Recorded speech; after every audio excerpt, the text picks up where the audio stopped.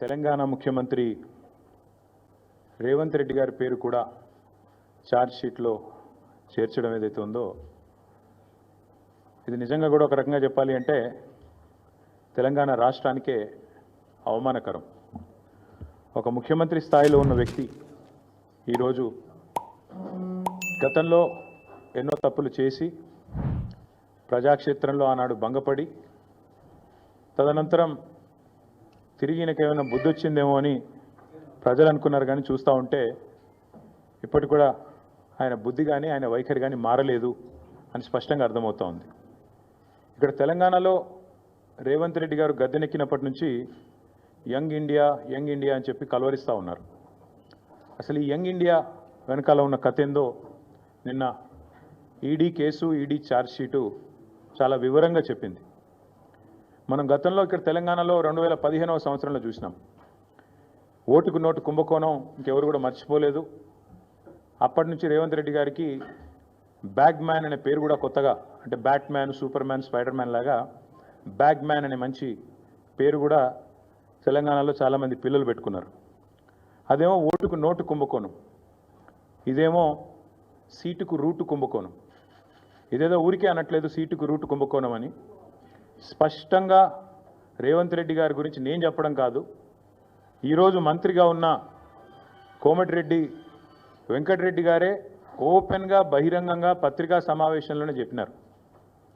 ఈయన 50 కోట్లు పెట్టి పిసిసి అధ్యక్ష పదవి కొనుక్కున్నాడు అనే మాట ఆ రోజు స్వయంగా ఈనాటి మంత్రి, ఆనాటి ఎంపీ కోమటిరెడ్డి వెంకటరెడ్డి గారు చెప్పిన మాట.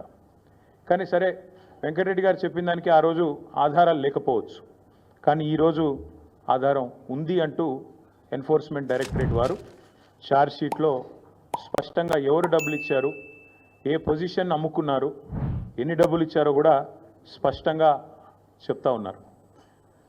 ముందేమో ఆనాడు పిసిసి కోసమేమో సూటుకు, ఆనాడు పిసిసి పదవి కోసం బ్రహ్మాండంగా ఆ రోజు డబ్బులు ఇచ్చి 50 కోట్లు ఇచ్చి తెచ్చుకున్నారని వాళ్ళ కాంగ్రెస్ నాయకులు చెప్పిన మాట. ఈరోజు ఢిల్లీకి ఇప్పటికి కూడా జరుగుతూ ఉన్నది ఏమంటే తెలంగాణ అనేది కాంగ్రెస్ పార్టీకి ఒక ఏటీఎంగా మారిపోయిన మాట వాస్తవం.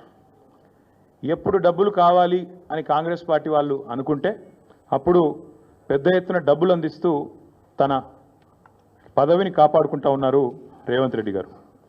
ఇవాళ ఓటుకు నోటు జరిగినప్పుడేమో రేవంత్ రెడ్డి గారు ఒక ఎమ్మెల్యే, కానీ ఈరోజు ఈ రాష్ట్రానికి ముఖ్యమంత్రి. కాబట్టి యావత్ దేశం పరువు, యావత్ దేశం ముందు తెలంగాణ పరువు ఇవాళ తీసి పరువు పోగొట్టి నిజంగా తెలంగాణ ముఖ్యమంత్రి అంటే ఇట్లాంటి వ్యక్తి అనే పరిస్థితి ఇవాళ కనబడతా ఉన్నది.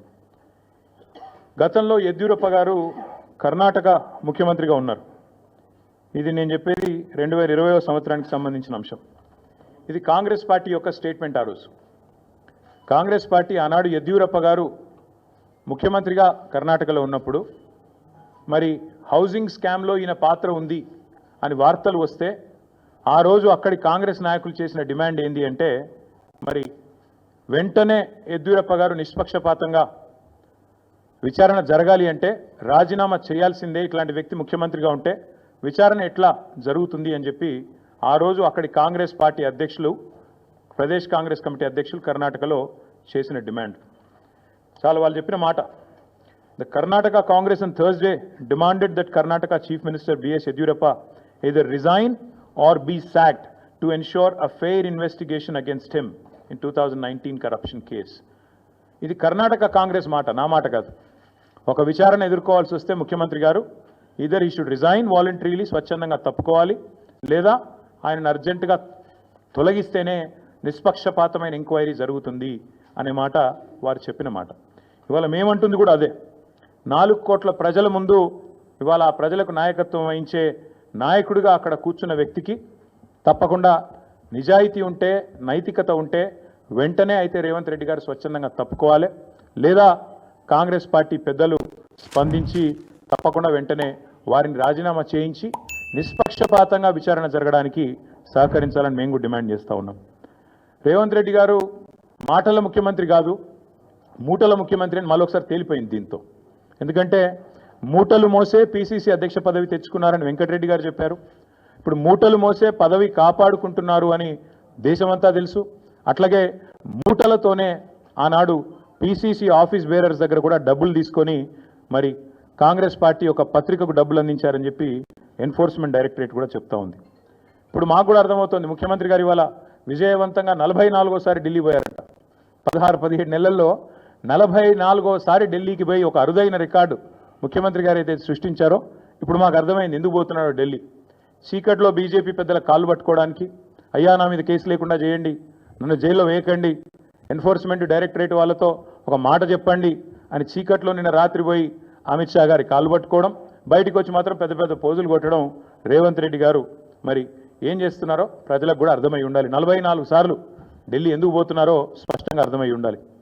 ఒక్క ఇటుక పేర్చకుండా, ఒక్క కొత్త ప్రాజెక్టు కట్టకుండా, ఒక్క సంక్షేమ పథకం అమలు చేయకుండా, ఒక్క గ్యారంటీ ఇచ్చిన ఒక్క గ్యారంటీ అమలు చేయకుండా తెలంగాణలో 1,80,000 కోట్ల అప్పు. ఆ డబ్బులు ఎక్కడ పోతున్నాయో ఇప్పుడన్నా మరి తెలంగాణ ప్రజలకు అర్థమవుతుందని నేను అనుకుంటా ఉన్నా.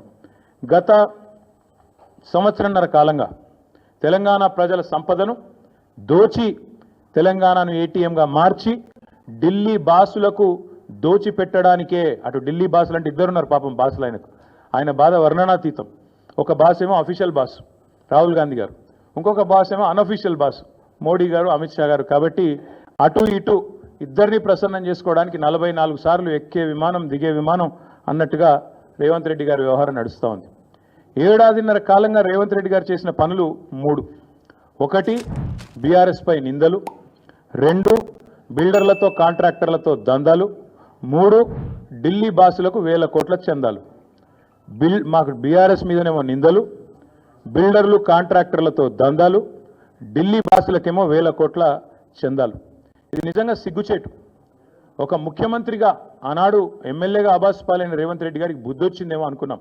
కానీ కుక్కతోక వంకర అన్నట్టు ఇప్పటికీ అవే అపసవ్యపు పనులు, ఇప్పటికీ అవే అపసవ్యపు కార్యక్రమాలు చేస్తూ తెలంగాణ రాష్ట్ర పరువు జాతీయ స్థాయిలో తీసినందుకు వారిని వెంటనే తొలగించాలని చెప్పి మేము డిమాండ్ చేస్తూ ఉన్నాం. రాహుల్ గాంధీ గారు అన్ని విషయాల్లో మాట్లాడతారు, ప్రతి విషయంలో మాట్లాడతారు. పాకిస్తాన్ గురించి మాట్లాడతారు, బంగ్లాదేశ్ గురించి మాట్లాడతారు, ఇంకేదో మాట్లాడతారు. మరి నేషనల్ హెరాల్డ్ కేసులో మీ ముఖ్యమంత్రి గారిని ఛార్జ్ షీట్లో చేరిస్తే why is Rahul Gandhi not responding? Why is he not talking? Why is Mr. Rahul Gandhi silent on this issue? Please respond. One of your chief ministers along with you has been named in the charge sheet. You are accused 1 and accused 2, and your CM, your chief minister of Telangana, and also the deputy chief minister of Karnataka have been named as people who facilitated money transactions into National Herald and Young India account.